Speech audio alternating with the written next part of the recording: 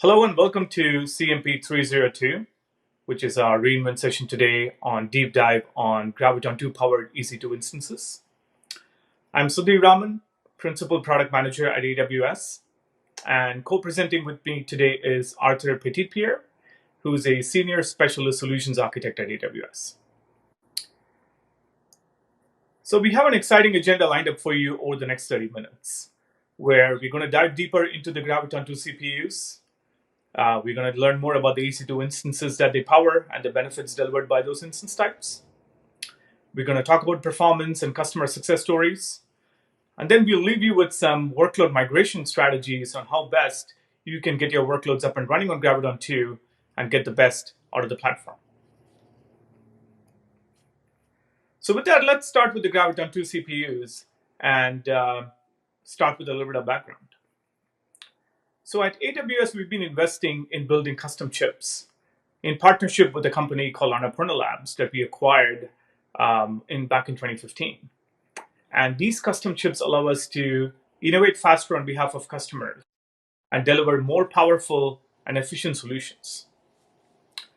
We started building with the Nitro cards that allow us to offload storage and networking from the host processor, which enables the AWS Nitro system that's been powering our instance types since 2017.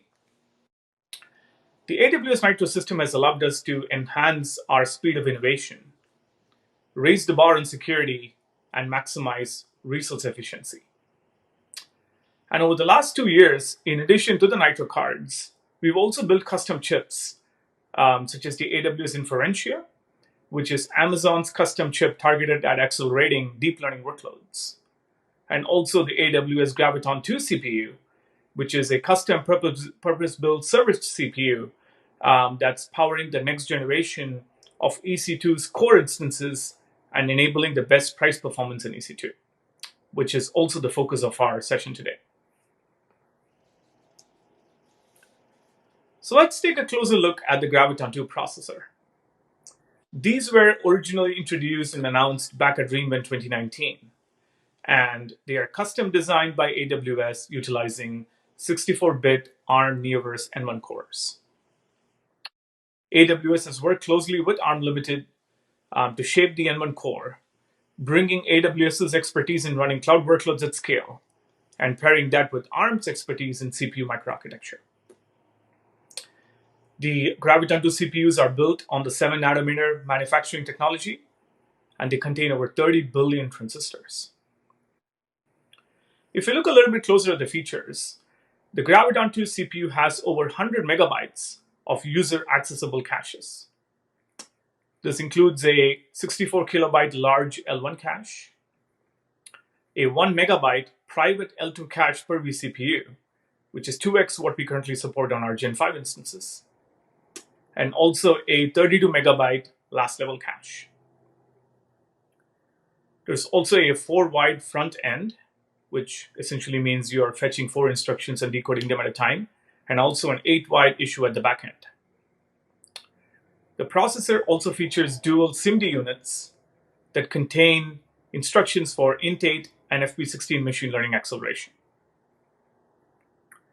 There are a total of 64 cores on this processor, and each core here, each vCPU is actually a full physical core. There is no SMT or simultaneous multi-threading.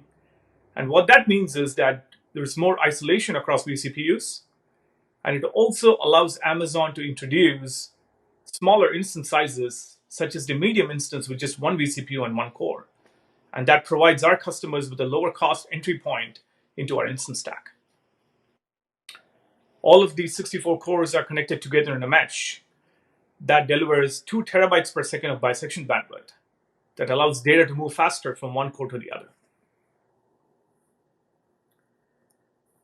Looking at the memory subsystem, there are 8 DDR4 memory channels that are running at 3200 megatransfers per second.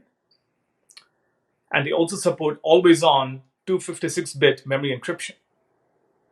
The keys are securely generated within the host, they never leave the host, and they are irrecoverably destroyed when the host is rebooted or shut down. You can also see that the picture on the right shows you the Graviton2 CPU, which is a monolithic die. So there are no NUMA regions, which means that every core sees about the same latency to the other core or to memory. So overall, the Graviton2 CPU is a significant leap over the first generation, delivering 4x the compute cores, 7x performance, 5x faster memory versus the first generation Graviton processor. Let's now take a look at the Amazon EC2 instances that are powered by these CPUs. So Graviton2 processor powers the next generation of core EC2 instances that deliver up to 40% price performance benefits over comparable instances. This includes the M6G instance, which is our general purpose instance that's targeted for workloads such as application servers, small to mid-sized databases, microservices. It includes the C6G instance, which is targeted at compute-intensive workloads, such as gaming, EDA, high-performance computing, ad serving, video encoding, and more. And also includes the R6G instance that's targeted at memory-intensive workloads, such as databases, in-memory caches, and big data analytics.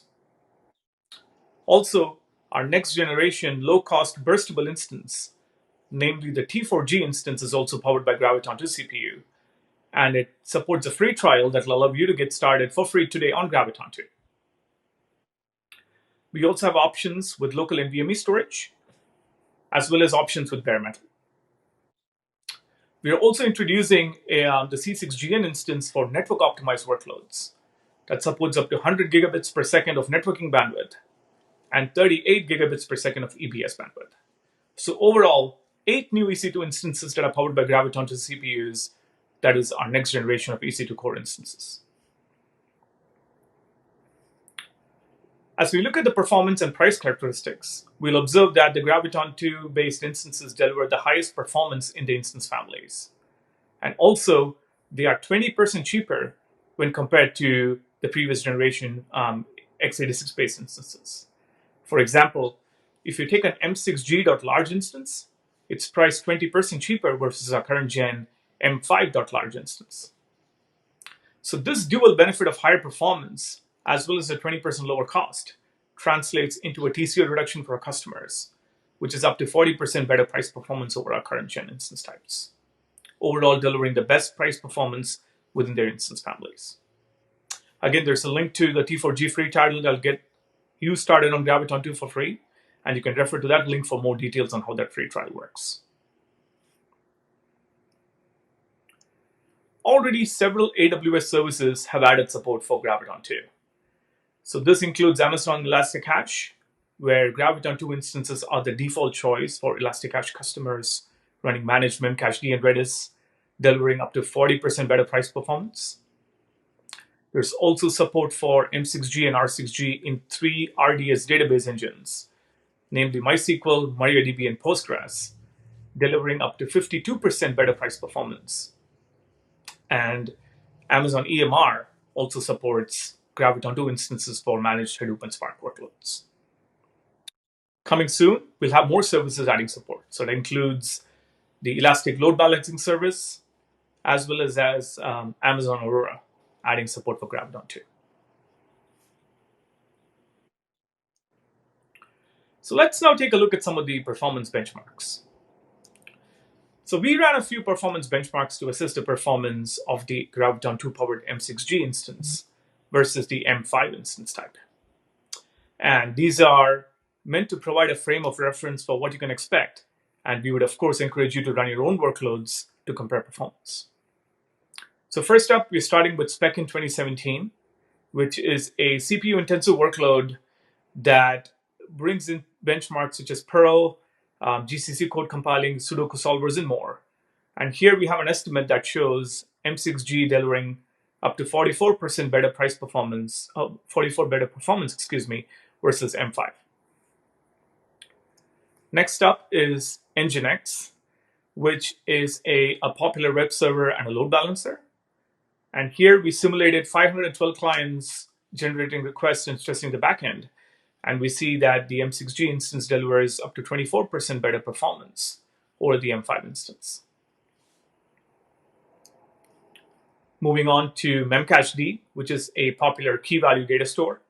And here we had two load generators generating 576 connections. And we found that the M6G instance delivered 43% more requests per second compared to an M5 instance. And for workloads like Memcached, in addition to throughput, latency becomes paramount.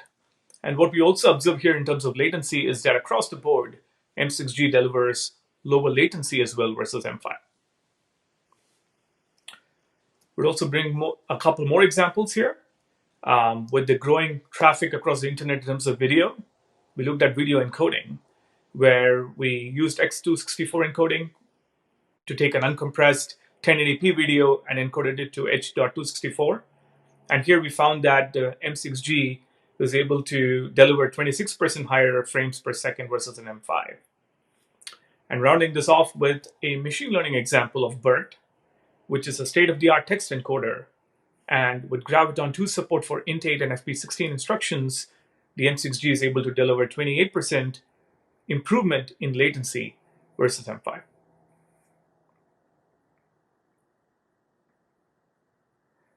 So we looked at performance, but what about CPU power efficiency? So what we're finding here is when you compare a Graviton2 server versus an x86-based R5 server, where Graviton2 is extremely power efficient, more than 3x when you compare the performance per watt delivered. And this has significant benefits in terms of what we can deliver back to our customers. It allows us to, it's cheaper to operate. It allows us to build denser systems. It has a lower impact on the environment. And it also allows us to bring and pass back some of those cost savings back to our customers. So with that, let's take a look at some of the key customer success stories.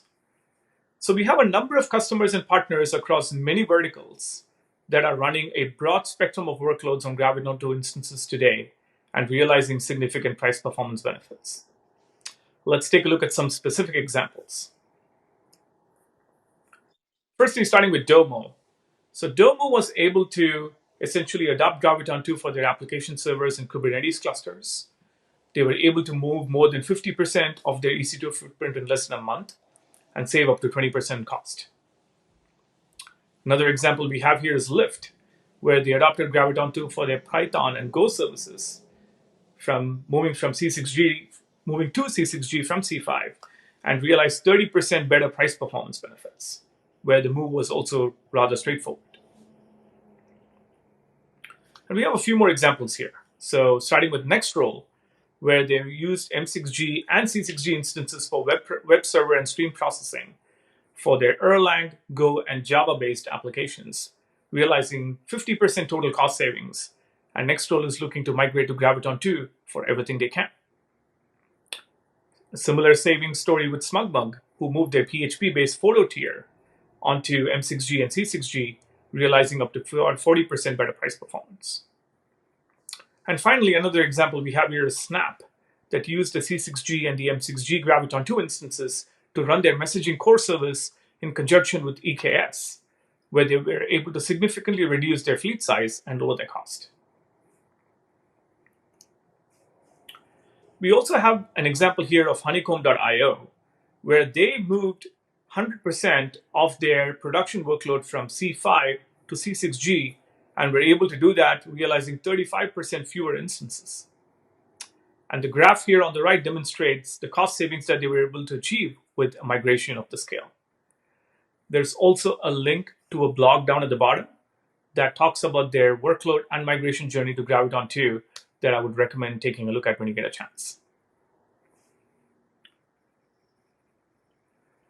Now, talking about the software environment.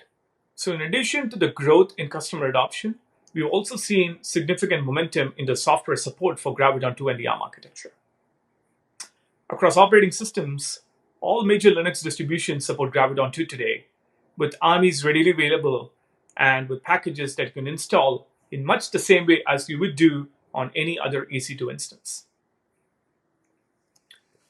Getting more granular into the container space, there's broad support for containers, both in Docker as well as Amazon's own managed services such as ECS, EKS, as well as the Elastic Container Registry that supports multi-arch images. There's also support for newer container technologies like BottleRocket, which is a Linux-based open source operating system purpose-built to run containers, as well as Firecracker micro VMs. Across AWS tools and software, there's also support for Graviton2 in AWS agents such as CloudWatch, Inspector, Systems Manager, the entire code suite for developer tools, services such as AWS Batch, AWS Autoscaling that supports multi-arch capabilities, as well as software such as Amazon Corretto, which is a no-cost production-ready distribution of OpenJDK. And along with this growth, there are also a number of companies that have their software supported on Graviton2 today. Starting with databases, where databases is a first-class citizen on Graviton2. There is broad support for a number of these databases that you see here that can run on ARM architecture. There's also support for tools across configuration, monitoring, logging, security software that many of our EC2 customers use, as well as CI/CD options for customers to build and test and deploy their code on Graviton2. So with that, I'm now going to turn it over to Arthur to cover some of the best practices to get your workloads up and running on Graviton2. Thank you. Thanks a lot, Sudhir. And now we are going to dig a little bit deeper into the workloads. So first thing I'm going to talk about is the containers, which are a very popular use case on the Graviton2 based instances. The first thing you have to know about containers is that they are architecture specific. So when running on Graviton2 based instances, you need ARM64 images. It means that when building your containers, you will have to use, for example, parallel build systems that are going to generate containers for both the ARM64 and the x86 architecture. And then those containers will have to be pushed to the registries using multi-arch manifest file. And the good thing is that you can use those multi-arch containers to be pushed to both Docker Hub or Amazon ECR, which both do support those multi-arch containers. Amazon ECS and Amazon EKS, our container orchestrators, also do support x86 and ARM64 instances. And our recently released Amazon BottleRocket operating system, which is meant at running container workloads, is also available for the ARM64 architecture. The questions that comes often as far as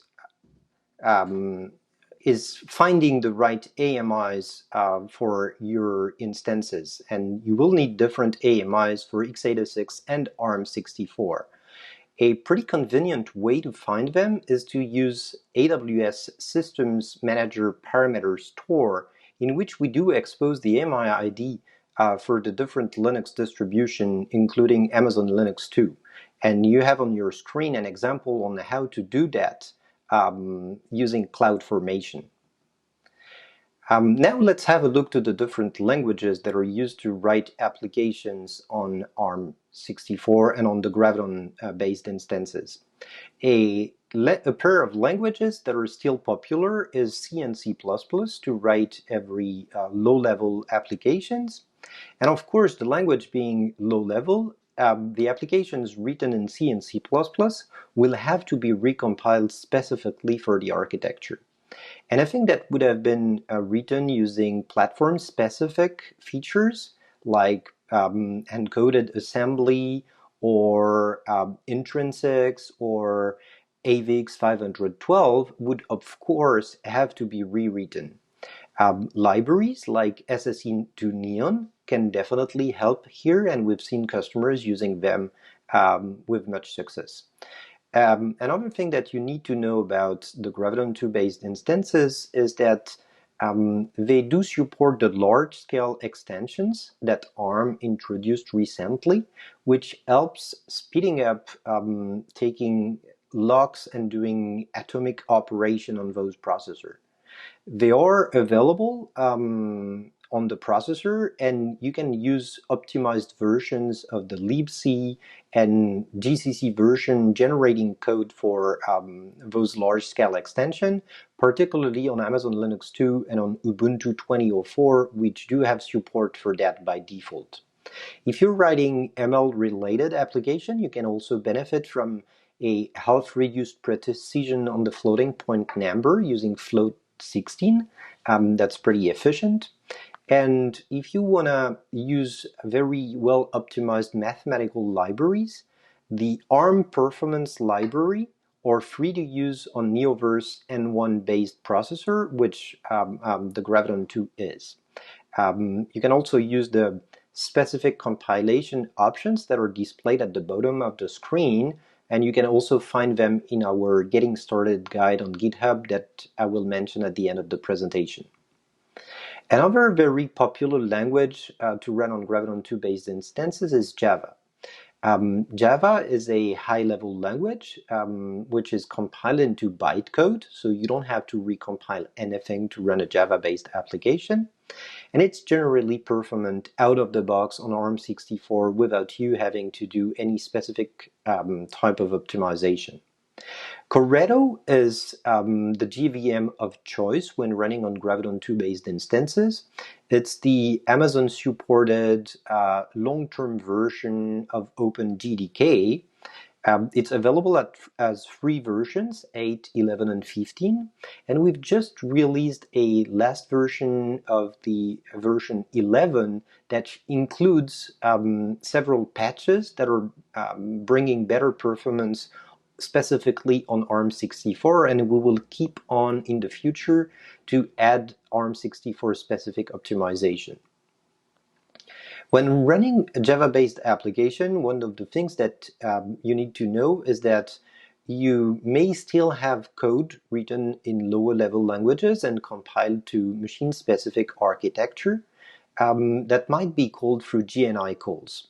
To identify those calls, you need to unzip your jar file and look for the potential ELF binaries that it contains and check that for each of them you have an equivalent ARM64 for any x86 version that you might find there. And again, that we do explain how to do that on our Getting Started guide. If you want an example of a customer running a Java-based workload on the Graviton2 based instances, Mobius Space is such a customer. They migrated a Java-based backend service that they moved to M6G instances, and they found a 40% better performance improvement at a 20% lower cost compared to M5 instances. Another popular language is Python. Python is a high-level interpreted language, so there's no recompilation needed, and it runs perfectly well on Graviton2. One of the things that you have to know here is that when you are pulling packages from the PPI, the Python package index, some of them are actually written in a lower level language, and so they need to be compiled specifically for the architecture, and in some cases they're not yet available as pre-compiled packages. So it leads to pretty long installation time because pip is going to compile them when you install them. We're working on it. We have already managed to get many popular open source packages to be generated as binary packages for the ARM64 architecture. There are some of them displayed on the slides, and we are working on more, and we will keep on making the ARM64 architecture a first-class citizen in Python. If you want some more specific guidance about Python, again, we have a chapter on that on our Getting Started guide on GitHub. The Graviton2 based instances and AWS in general is also the perfect place to run your .NET workload. .NET Core runs perfectly well on Amazon EC2 Linux-based instances, and we have released a tool, a free tool, to help porting workloads from .NET to .NET Core, and it's available at the URL displayed on your screen. The other interesting thing is that .NET 5, which has just been released, contains some pretty good performance improvements specifically for the ARM64 architecture, which makes it even more suitable for the Graviton2 based instances. Node.js and Ruby, those two languages run so well on Graviton2 based instances that it's almost boring talking about them. They're just running flawlessly. You can get the related packages from your Linux distribution. On Ruby, we brought some performance improvement. So you now have a slightly faster version of Ruby running on Graviton2 based instances, but otherwise it should just work flawlessly. Another popular language is the Go language. It's low level enough, so it needs to be recompiled. Your application needs to be recompiled when written in Go. But the beauty of Go is that the cross compiler is integrated by default in the compiler. So generating binaries for the ARM64 architecture can be either natively, of course, on Graviton2 based instances, but you can also do that within your build chain the way you were used to do it for x86. You just need to change two environment variables and export them as ARM64 and Linux, so that it would generate a Linux binary for ARM64. In the next version of Go, on the 1.16, which is forecasted to be released early next year, you will see some additional performance optimization specifically for the ARM64 architecture that you will benefit from on the Graviton2 based instances. PHP is also a very popular language. It runs without any modification on the Graviton2 based instances. The applications are high level. The things that you might be interested in is that AWS spent quite some time optimizing the PHP interpreter. And so between the 7.3 and the 7.4 release, we improved the performance by 37% on Graviton2 based instances. And it's just the beginning. You will see even better performances in the 8th version of PHP, which is also targeted for early next year, where you will find a faster regexp engine.